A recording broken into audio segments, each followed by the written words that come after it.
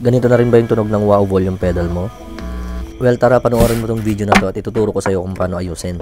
Ang isa sa mga dahilan dyan ay marumi na yung loob ng potentiometer natin o di kaya naman ay pudpud na yung mga parts na nagko-contact sa loob nito. Dahil ang mga wow o volume pedal natin ay may mga potentiometer din yan sa loob. Dahil kung marumi na yan o pudpud na, hindi na smooth yung pag-transition ng volume natin o kaya tatalon-talon yung wah natin. At sobrang hassle nito lalo na pag madalas tayong gumagamit ng volume pedal at saka wah pedal. And since madami ng mga online shop ngayon, madali na lang tayong makahanap ng mga potentiometer na same value ng mga potentiometer na nakakabit sa wah o volume pedal natin. And kadalasan nakasulat na rin sa potentiometer kung ano yung value na ginamit dito. Sa Zoom G3XN 103B730C ang value ng potentiometer na nakalagay dito.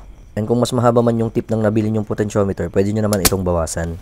And sa ibang case, kung pwede pa naman yung potentiometer mo, pwede mo lang itong linisan gamit ang contact cleaner. Pero kung hindi na ito madadaan sa linis-linis lang, ay advice na palitan mo na lang ito. And kung bago ka pa lang pala sa channel na to, huwag mo rin kakalimutan i-click yung follow button. And comment mo na rin sa baba kung ano yung wah o volume pedal na ginagamit mo. And one thing pala na huwag mong kakalimutan is bilangin mo kung ilan yung pin o yung paa ng potentiometer na nakakabit sa volume o wah pedal mo bago mo ito i-order. Dahil may mga potentiometer na halos magkakamuka at same value pero hindi parehas yung bilang ng dami ng pin o paa.